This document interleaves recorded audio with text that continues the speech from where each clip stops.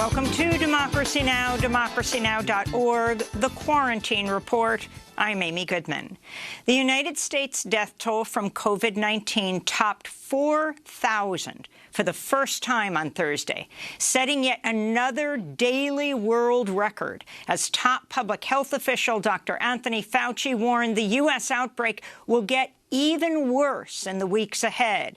Arizona is now one of the worst affected parts of the world, with nearly 1% of state residents testing positive for coronavirus in just the past week. In California, the National Guard's assisting Los Angeles County's coroner's office after morgues and mortuaries ran out of storage space for COVID-19 victims. The CDC reported Thursday asymptomatic carriers of coronavirus are responsible for more than half of new infections, a finding that bolsters the urgent need for masks and social distancing.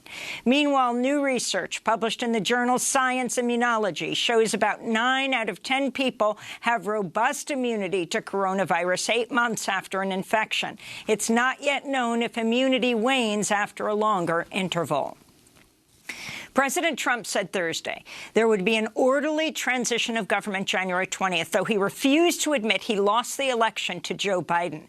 Trump's concession came in a scripted video statement one day after he incited a mob of thousands to march on Congress to overturn the election results.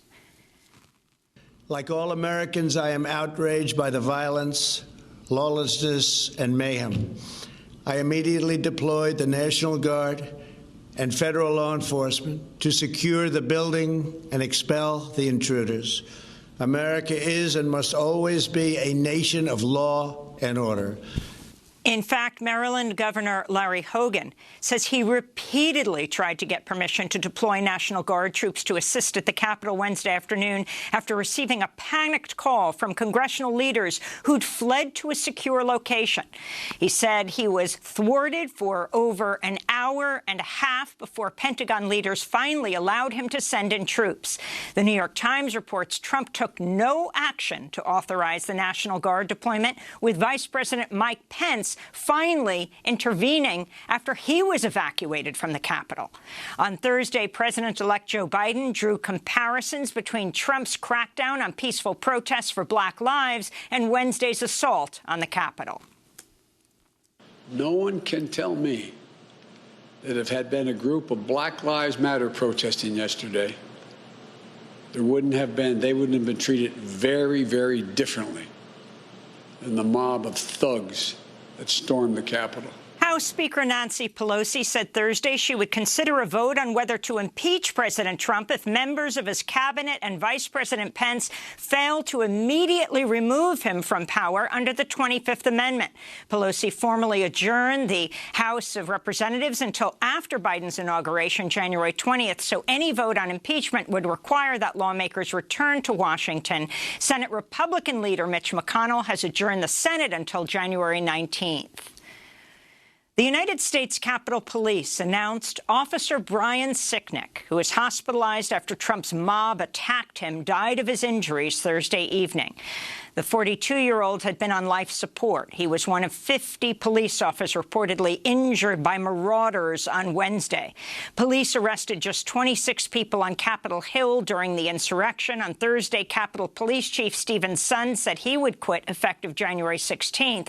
Also Thursday, congressional leaders ousted the sergeants at arms of both the House and the Senate.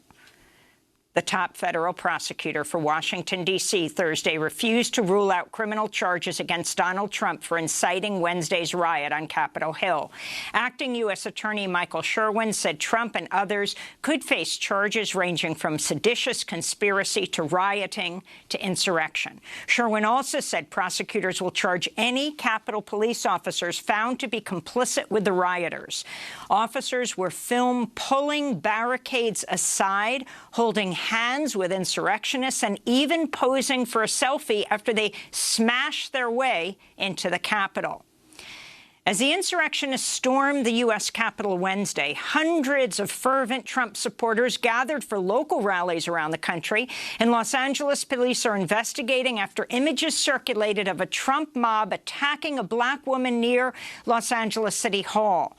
The young woman, Berlinda Nebo, was walking home when she came upon the rally and started documenting it on her phone. Dozens quickly surrounded her, demanding to know who she voted for and to take off her face mask. She was then brutally attacked by the group of white supremacists who shoved her, pulled out her hair extensions, and pepper sprayed her in the eyes. The bearded man pictured holding her from behind was one of several witnesses who intervened to help Nebo escape the out-of-control mob. Public health officials fear Wednesday's insurrection at the U.S. Capitol was a likely coronavirus superspreader event. Few of the marauders wore masks, and many of them celebrated their refusal to follow public health guidelines. This is far-right podcast host Clay Clark speaking at a rally of Trump supporters in Washington Tuesday. Turn to the person next to you and give them a hug. Someone you don't know. Go hug somebody. Go ahead and spread it out. Mass spreader. It's a mass spreader event. It's a mass spreader event. It's a mass spreader event.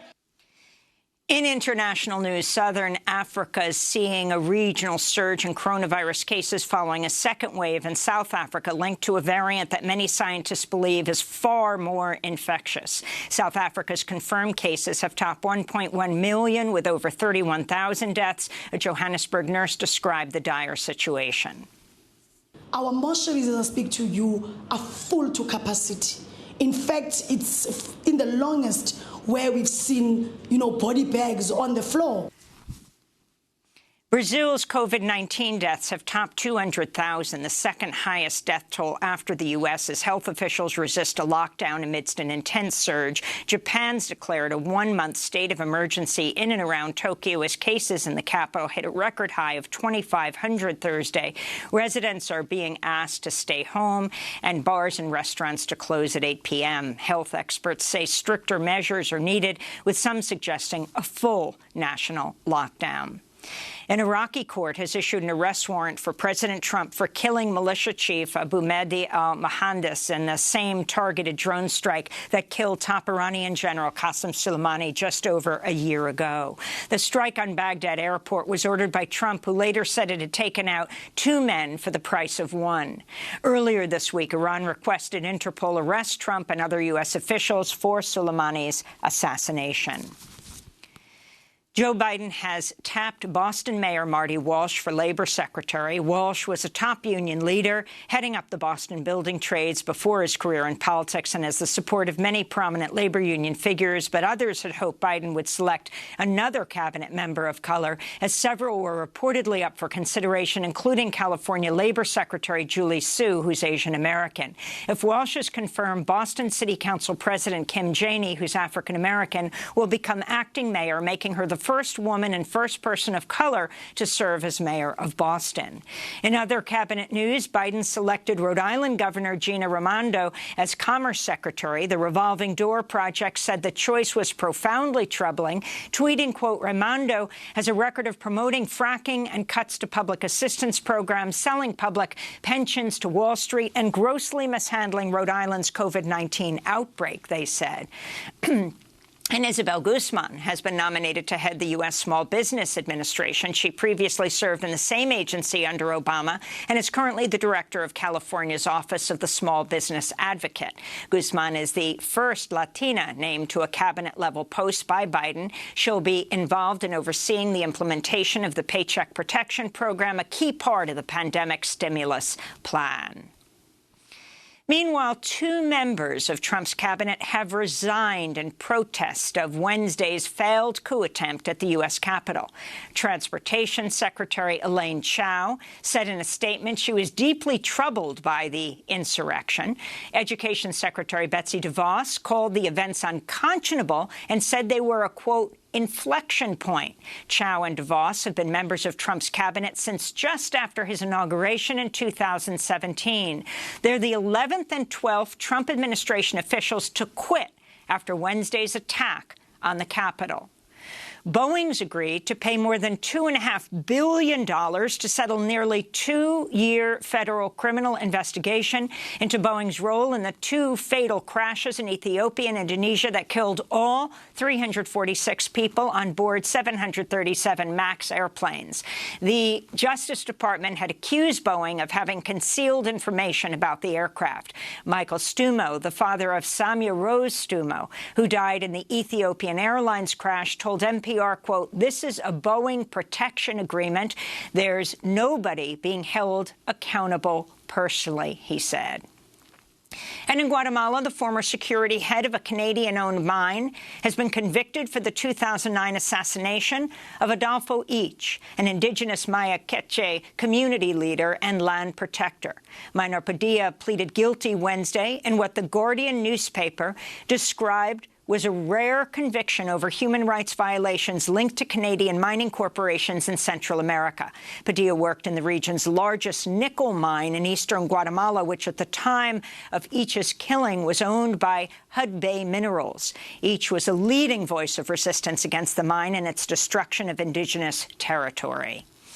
And those are some of the headlines. This is Democracy Now!, democracynow.org, The Quarantine Report.